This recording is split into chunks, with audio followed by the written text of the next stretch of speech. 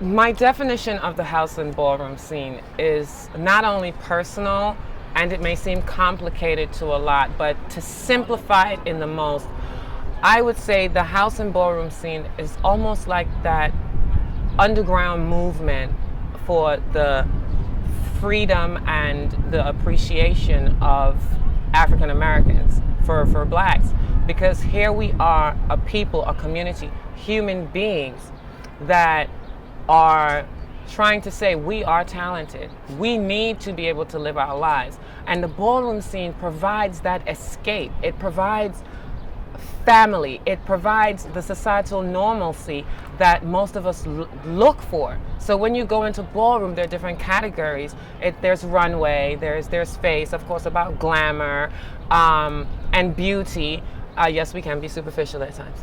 And of course, there's runway, and there are executive realness categories, but there are also in-depth categories that prey on a person's ability to excel in the real world, like executive realness. And then we have categories where people have to do HIV and AIDS awareness productions. So ballroom scene is about living your fantasy, living your reality, and being prepared to face the real world.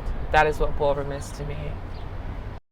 So ballroom becomes like the oasis of home because we do have the family setting. And when I tell you the family setting, I mean we have it all. We have the dysfunction, we have the love, we have the support, we have the outcast, we have the favoritism. It basically is a genuine family. It gives you, again, I speak of the societal normalcy where you're supposed to be a part of a family and you can go call mom or you can call dad and everyone will love you. However, with ballroom now, what you learn is that just because you may be of a certain identification, it doesn't mean that that is just who you are. Some of us in ballroom have used ballroom and used the family aesthetic to be able to push us forward, to be able to go out into the real world and say, yes, I am a fashion model and this is what I'm going to do.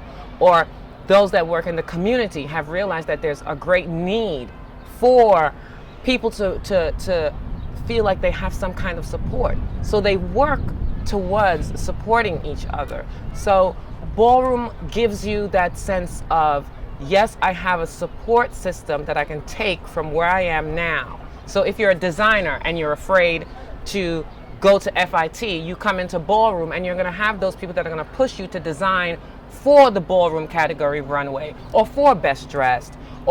And then with that, you build the confidence and now you realize you do have a talent and that you're just a normal person with your own things, and then you move forward and go on to places.